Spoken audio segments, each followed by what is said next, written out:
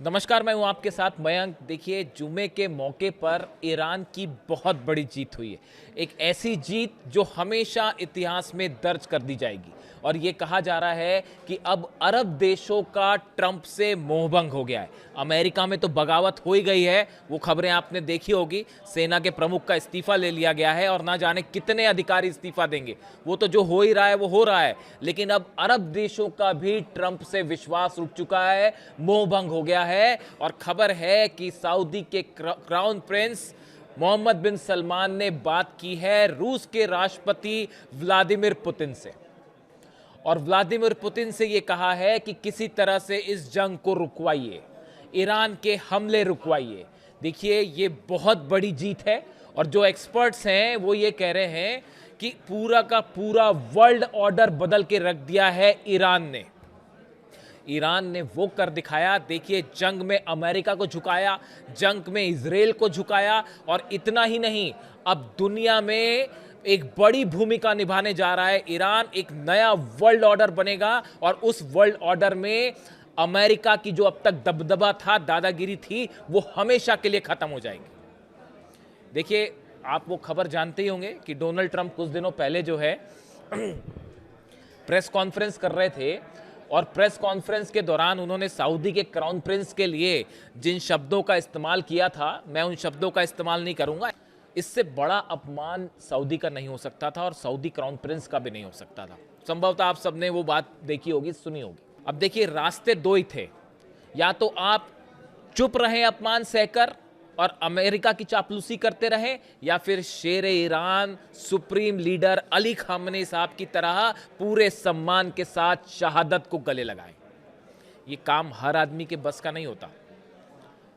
और शायद इमाम हुसैन साहब ने भी यही सीख दी थी। यही डिफरेंस है ईरान में और दूसरे देशों में। और इसीलिए ईरान के सुप्रीम लीडर अली खामनेई साहब बेहद खास थे। दो ही तरीके होते हैं आपके पास, हम सबके पास। देखिए, ये ऑप्शन हम सबके सामने आता है कि या तो आप अपमान सहकर चुप रह जाइए, और या फिर अपमान के खिलाफ जो है वो सीना तान के खड़े हो जाइए, और भले उसके लिए आपको शहादत ही क्यों ना देनी पड़े। यही जो सीख थी वो इमाम हुसैन साहब ने भी दी थी, यही करबला की भी सीख थी, और उसका पालन करना ज़रूरी है। देखिए, अली खामनेई साहब हमेशा ये बात कहते थे कि सिर्फ चीज़ों को पढ़ने से कुछ नहीं होगा। जो बातें इमाम हुसैन साहब ने सिखाई हैं, जो बातें करबला की जंग से निकल कर आई हैं, इन बातों को, इन आदतों में आपको ढालना होगा, अपने जीवन में उसको उतारना होगा। और यही कर दिखाया अली खामनेई साहब ने। इसीलिए मैं हमेशा कहता हूं कि उनके जैसा शख्स जो है ना, वो हजारों सालों में एक बार पैदा होता है। कल देखिए, कल एक मेरे मित्र हैं, उनसे मेरी मुलाकात हुई। जानते उन्होंने मुझसे क्या कहा? उन्होंने मुझसे एक ऐसी बात कही जो इससे बेहतर कॉम्प्लीमेंट कोई मुझे नहीं दे सकता था। उन्होंने मुझसे कहा कि मयंक भाई, मैं एक शिया मुसलमान हूँ, लेकिन मैंने आपके जो जितने वीडियोस देखे उसे देखने के बाद मुझे लगता है कि आपसे ज़्यादा मोहब्बत अली खामनेई साहब से कोई नहीं कर सकता। आपने जितना सम्मान उनको दिया है, उतना सम्मान उनका कोई नहीं कर सकता। और आपने उनकी बातों को न सिर्फ समझा बल्कि सब तक पहुँचाया। इससे बड़ा योगदान कोई नहीं दे सकता। आपका बहुत बहुत शुक्रिया। मैं जानता हूं आप सुन रहे होंगे इस समय मुझे, और उनकी ये बात बेहद भावुक करने वाली थी। और देखिए, मुझे ईरान जाना था इस जंग के शुरू होने के पहले, लेकिन वहाँ प्रोटेस्ट शुरू हो गए, इस वजह से मैं ईरान जा नहीं पाया, प्रोग्राम चेंज करना पड़ा। लेकिन ये जंग जब रुकेगी, मेरे एक मित्र हैं अशरफ भाई, वो मुझे कह रहे थे कि ईरान चलते हैं। हम उस वक्त नहीं जा पाए। ये जंग जब ख़त्म होगी उसके बाद ज़रूर ईरान जाया जाएगा। और मैं जाना चाहता हूँ, उस मिट्टी को महसूस करना चाहता हूँ जो अली खामनेई साहब जैसे शख्स को जन्म देती है। वहाँ की हवा को महसूस करना चाहता हूँ जहाँ अली खामनेई साहब जैसे सुप्रीम लीडर पैदा होते हैं। मैं देखना चाहता हूँ कैसा है वो देश जो अली खामनेई साहब जैसे शख्स को जन्म देता है। देखिए, शुक्रवार है, शुक्रवार को मैं हमेशा जो है वो अली खामनेई साहब की बात किया करता था। अगर आपने मेरे वीडियोस देखे हैं, उनकी टीचिंग्स जो थी उनको लेकर मैं बात करता था। एक एक चीज़, उनका रुमाल, उनकी अंगूठी, बच्चों से मिलना, जो वो बातें कहा करते थे, हर चीज़ जो है वो अक्सर वो आंखों के सामने से कभी ओझल हो ही नहीं पा रही। वाकई ऐसा इंसान जो है वो सदियों में एक बार पैदा होता है। और सुप्रीम लीडर कोई जो है वो एक रिलीजियस महत्व है उनका, लेकिन मनुष्य जो है, कोई भी इंसान जो है वो सुप्रीम लीडर वो अपने कर्मों से थे। उन्होंने जो आइडियल पेश किए उससे वो सुप्रीम लीडर थे। और वो सिर्फ मुसलमानों की या शिया कम्युनिटी के सुप्रीम लीडर नहीं थे, वो एक ऐसे सुप्रीम लीडर थे जो पूरी ह्यूमैनिटी के सुप्रीम लीडर थे। उन्होंने वो बातें सिखाई जो हर धर्म के लिए है, वो चाहे हिंदू धर्म हो, चाहे ईसाई हो, चाहे क्रिश्चियन, चाहे कोई भी बौद्ध धर्म हो, उनकी जो बातें थी वो सब पर लागू होती। उन्होंने जो टीचिंग्स दी ना वो वाकई बड़े अनमोल विचार हैं। और मैंने तो पिछले 1 साल में उनके ऊपर इतनी रिसर्च कर दी है। चलिए हम टॉपिक से भटक रहे हैं। अली खामने साहब पर जब अगर मैं बोलना शुरू करूं तो पूरी रात चली जाएगी और आप भी सुनते रह जाएंगे। तो खैर जो भी हुआ वो बेहद दुखद था। जंग होगी, जंग ख़त्म होगी, कोई जीतेगा कोई हारेगा, ये सब चलता रहेगा, लेकिन अली खामने साहब जैसा शख्स जो है ना वो सदियों में एक बार आता है और ये मानवता का नुकसान है उनका जाना। It's a loss to the humanity, क्या कहा जाए। खैर चलिए जंग पर वापस आना पड़ेगा जहाँ से हमने बात शुरू की थी, वरना हम भटकेंगे। थोड़ा इमोशनल होता है एक्चुअली मेरे लिए। चलिए जंग पे बात करते हैं फिर से। तो देखिए खबर ये है कि अब हकीकत ये है कि जितने अरब देश हैं वो सब के सब अब पुतिन से गुहार लगा रहे हैं, क्योंकि उनको ये विश्वास हो चुका है कि साहब ट्रंप और अमेरिका तो हमारी रक्षा नहीं कर सकता। ये जो घटना थी क्राउन प्रिंस का पुतिन से बात करना, इसने कई बातें समराइज कर दी है। वो ये है कि अब अरब देशों का ट्रंप से मोहभंग हो गया है और कम से कम उनके ऊपर से विश्वास हट गया है। चाहे आप यूएई लीजिए, क्या यूएई की रक्षा हो पा रही है? आप देखिए कितनी मिसाइल बरस रही है, वहां पे ड्रोन बरस रहे हैं। आप देखिए सऊदी में जो है धमाधम मिसाइल्स गिर रही हैं, प्रिंस सुल्तान जो बेस है वही नहीं बच रहा, एयरपोर्ट वहां का नहीं बच रहा। आप बहरीन का हाल देखिए, जॉर्डन का हाल देखिए, सब हालत देखिए। तो इससे अब ये अरब देश ये समझ चुके हैं कि भाई ये अपनी रक्षा नहीं कर पा रहे, हमारी रक्षा क्या करेंगे।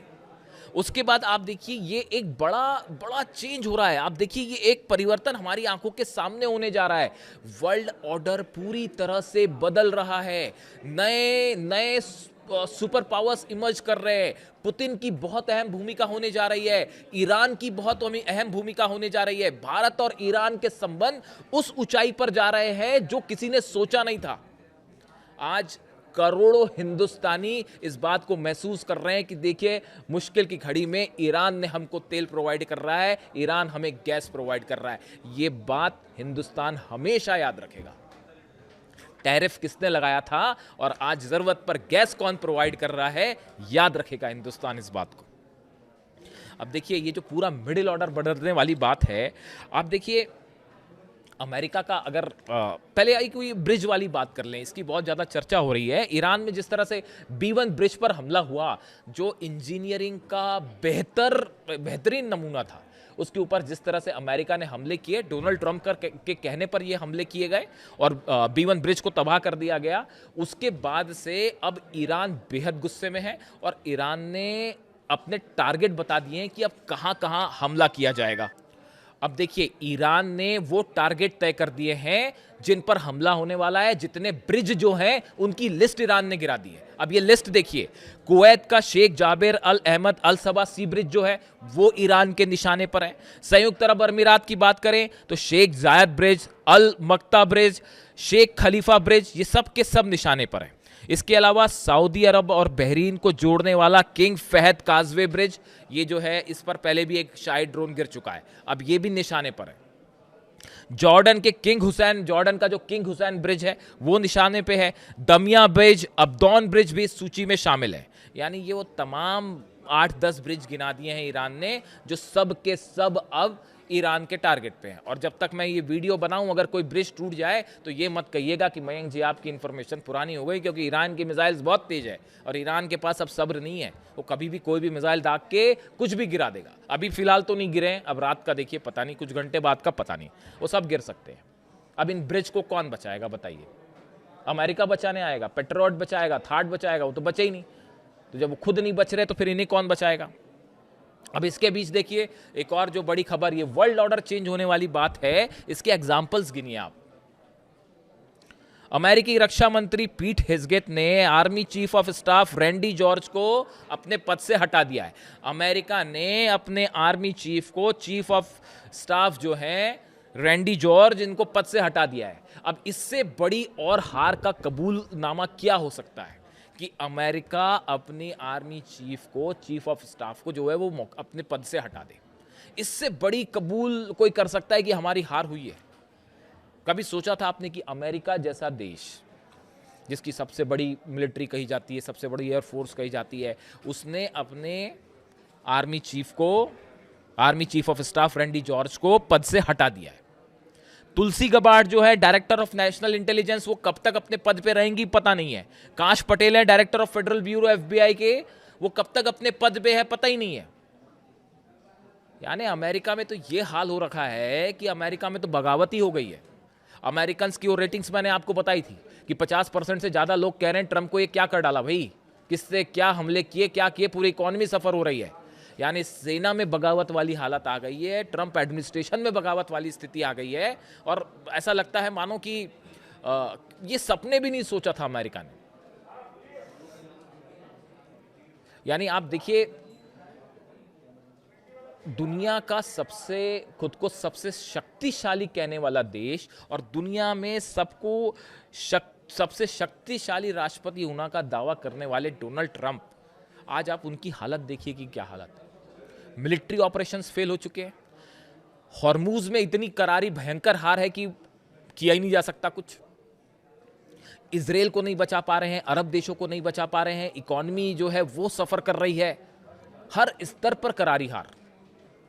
और ईरान की आप तस्वीरें देखिए, ईरान में इतने बम्बार्डमेंट हो रहे हैं, मैं आपको बता रहा हूँ, ईरान में भयंकर हमले हो रहे हैं, बहुत ही ज़्यादा हमले, और उससे आम लोगों की जानें जा रही हैं बड़ी संख्या में। लेकिन उसके बाद भी आप ईरान की तस्वीर देखिए, वहाँ लोग शहीद होने को तैयार हैं। वो कह रहे हैं हमारे सुप्रीम लीडर को शहीद किया, हम भी शहीद होने को तैयार। यानी वहाँ का बच्चा जो है वो जंग करने के लिए तैयार है। ऐसे देश को कोई क्या हराएगा?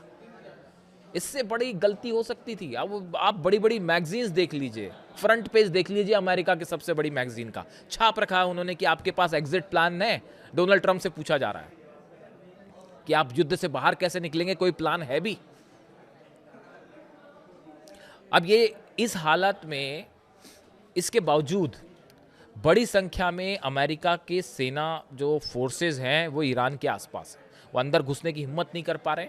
लेकिन अब भी देखिए ये एक इतनी शर्मिंदगी वाली स्थिति खड़ी हो गई है कि वो होता है ना कि जंग को ख़त्म करने के पहले एक आखिरी कोशिश और की जाए, चाहे ताकि थोड़ा सम्मान बच जाए। इसके तहत कुछ बड़ा करने की कोशिश हो रही है ईरान के अंदर। देखिए अमेरिका की एक कोशिश है कि ईरान की यूरेनियम को हासिल करना, मुझे नहीं लगता कभी हासिल कर पाएगा। लेकिन अगर ईरान ने अपना यूरेनियम सुरक्षित रख लिया तो आप ये समझिए कि ये जो मिडिल ऑर्डर चेंज करने वाली बात है ये हमेशा के लिए पलट जाएगा। उसके बाद आप ईरान की न्यूक्लियर शक्ति को नहीं रोक पाएंगे। फोर्स कैसे उतारी जाएगी कुछ नहीं पता। आप देखिए फोर्स उतारने के लिए पैराट्रूपर्स आएंगे, वापस कैसे जाएंगे? अगर आपको यूरेनियम ले जाना है तो 450 किलो यूरेनियम जो है वो पैराशूट से पैराट्रूपर्स वापस नहीं ले जाएंगे। उसके लिए आपको ईरान में एक टेम्परेरी रनवे बनाना पड़ेगा, अपने विमान उतारने पड़ेंगे। उसके बाद आप वहाँ पे आपको मशीनें लगानी पड़ेगी, उससे खुदाई होगी उस जगह की जहाँ आपको लगता है यूरेनियम है। उसके बाद उसे निकाला जाएगा। अगर वहाँ पे रेडियो एक्टिव कंटामिनेशन है तो उसको निकालना बेहद मुश्किल होगा, उसको ले जाना बेहद मुश्किल होगा। ये ऐसे चीज़ें हैं, पिक्चरों में ही देखते हैं हम, हॉलीवुड की फिल्में होती ना, काल्पनिक फिल्में, उसी तरह की फिल्मों में ही हो सकता है, वो हकीकत पे तो नहीं हो सकता। और ईरान इंतज़ार कर रहा है इस बात का कि आओ तो आप, हम स्वागत के लिए तैयार हैं, आपको पूरी खातिरदारी देंगे। वो ईरान की सेना ये कह रही है, हम आपके लिए तैयार हैं। तो ये जो मिशन है वहाँ पे उतरने के, लेकिन अभी भी बड़ी सारी चीज़ें हो रही है। कल मैं आपको अगले वीडियो में एक बड़ा खुलासा करूँगा कि अमेरिका की स्ट्रेटेजी को लेके कि अमेरिका ईरान में अब क्या करेगा। उस पर थोड़ी और रिसर्च की ज़रूरत है, मैं कुछ एक्सपर्ट से बात करूँगा और आप तक उस बात को पहुँचाऊँगा। लेकिन ये जिस तरह से सऊदी और पुतिन की जो बात हुई है, इसने पूरी दुनिया के समीकरण बदल के रख दिए हैं। ये कई इसके साथ ऐसी चीज़ें हुई हैं कि अब ईरान जो है, अब वो देखिए, अली खामेनी साहब ने जो ईरान की कल्पना की थी ना, उसके लिए जंग ज़रूरी है। एक बार बर्बाद होने के बाद कहते हैं जब फिर से निर्माण होता है ना, तो वो बेहतरीन निर्माण होता है। अब तो ईरान का बच्चा बच्चा जो है वो एक नए ईरान को बनाने में जुटा है, उस सपनों के ईरान को जो अली खामेनी साहब ने जो सपना देखा था, अब उसका निर्माण हो रहा है। और वर्ल्ड ऑर्डर वाकई जो है वो पूरी तरह से बदल जाएगा। अब ये जंग जब भी रुकेगी, तब कब रुकेगी उसका जवाब नहीं है किसी के पास।